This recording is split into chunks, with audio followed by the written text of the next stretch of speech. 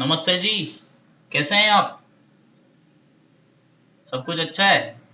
समय जाते देर नहीं लगती, हम जाते भी देर नहीं लगती। हम इंडाइसेस पे बात कर रहे थे। मैंने WPI इंडेक्स पे ऑलरेडी बात कर चुका हूँ, होलसेल प्राइस इंडेक्स पे।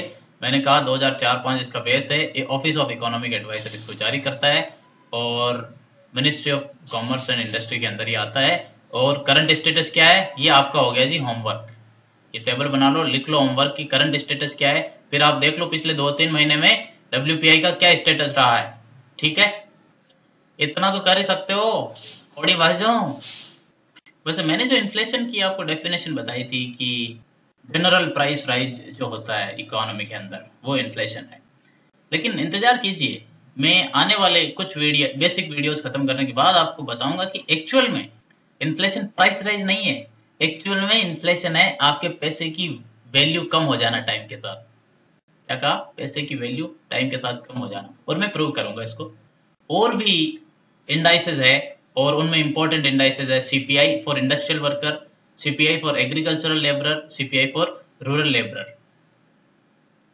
अभी जो स्टूडेंट्स ऑलरेडी कुछ पढ़ चुके हैं वो एक सवाल क्लास में जरूर पूछते हैं। वो पूछते हैं सर सीपीआई और यूएनएमई क्या है, और ये तो आपकी लिस्ट में नहीं है।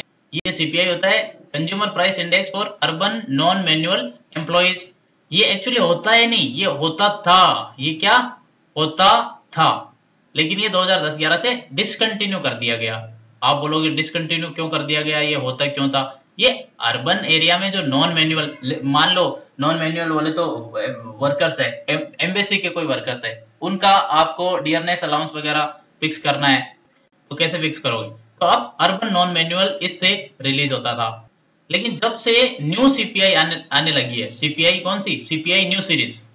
CPI new series. इस न्यू सीरीज में क्या है? तीन चीजें है ना, CPI, CPI urban, CPI rural और सीपीआई कंबाइंड, बोथ, है ना, कंबाइंड। यानी ये चीजें आने लगी तो सीपीआई जो अर्बन है वो मोर और लेस ये पर्पज सॉल्व कर देता है। इसलिए याद रखना, सीपीआई यूएनएमई डिसकंटिन्यू कर दी गई है बिकॉज सीपीआई इंडस्ट्रियल वर्कर्स जो है, CPI not industrial workers, CPI आपका न्यू सीरीज का अर्बन इसका पर्पज सॉल्व कर देती है। और उसको आप इंडस्ट्रियल वर्कर के साथ मिला दो तो पूरा आपका सॉल्यूशन ही हो गया। चलो मैं ज्यादा कॉम्प्लिकेटेड नहीं करूंगा मामले को, ये समझो। अभी बताता हूँ CPI industrial worker base year इसका 2001 लेबर ब्यूरो रिलीज करता है। लेबर ब्यूरो शिमला है, लेबर ब्यूरो शिमला, माल रोड लक्कड़ बाजार, वहां जाओगे तो वहां पे लेबर ब्यूरो मिलेगा आपको। अभी साफ पता लगता है कि सीपीआई फॉर इंडस्ट्रियल वर्कर क्या है। मतलब इंडस्ट्रियल वर्कर्स क्या कंज्यूम करते हैं, वो जो कंज्यूम करते हैं उसका एक टोकरी बना दिया गया। टोकरी बोले तो बास्केट। उस बास्केट को ग्रुप्स में बांट दिया गया। ठीक है, उस ग्रुप्स में बांटने के बाद उनके उनका वेटेज दे दिया कंजम्पशन के हिसाब से। तो देखो मैं इंडस्ट्रियल वर्कर की बात कर रहा हूँ। Industrial worker CPI industrial IW, CPI IW को इन्होंने 6 भागों में बांट दिया। फूड, दूसरा है पान सुपारी जो आप चबाते रहते हो, पहले चबाते नहीं, गोल्ड फ्लेक, ये स्मोकिंग वगैरह, बीड़ी, टी स्टाफ, देसाई ब्रदर्स बीड़ी, देसी ठर्रा, लिकर, इंटॉक्सिकेंट्स वगैरह होते हैं, वो आते दूसरे से। देखो क्या होता है, इंडस्ट्रियल वर्कर खाना खाया, मतलब सारे लोग नहीं दारू सुपारी पीते हैं पर फर्क पड़ता है ना इससे। अभी पान सुपारी पहन के, फिर फ्यूल और लाइट, तीसरा ग्रुप हाउसिंग, चौथा group clothing bedding and footwear, पांचवा ग्रुप और मिससेलेनियस। मिससेलेनियस क्या हुआ? दवाई ले ली, है ना, कप सिरप वगैरह, एजुकेशन वगैरह, इन सबका स्पेसिफिक वेटेज है। वेटेज बताऊं? घबराना मत, याद नहीं हो तो, मेरे को कोई याद नहीं है, मैं तो लिस्ट में देख के बता रहा हूँ ऐसा ऐसा है। बट एक मेजर याद रह जाएगा, 46.19, 2.27, देसी ठर्रा वगैरह 2.27% कंजम्पशन का वो है। 6.43 फ्यूल एंड लाइट, मतलब 6 एंड 43 हो गया। हाउसिंग, हाउसिंग का इतना होना चाहिए 15.27, 27 मतलब 2.7, आप लोगों की गणित नहीं आती है। क्लोथिंग 6.58, इतना खर्चा तो क्लोथिंग बेडिंग और फुटवेयर पे चला जाता है। और मिससेलेनियस 23.26%, 23.26। अभी इसमें ये आप ये बात याद रख लो कि इंडस्ट्रियल वर्कर में सबसे ज्यादा फूड का है।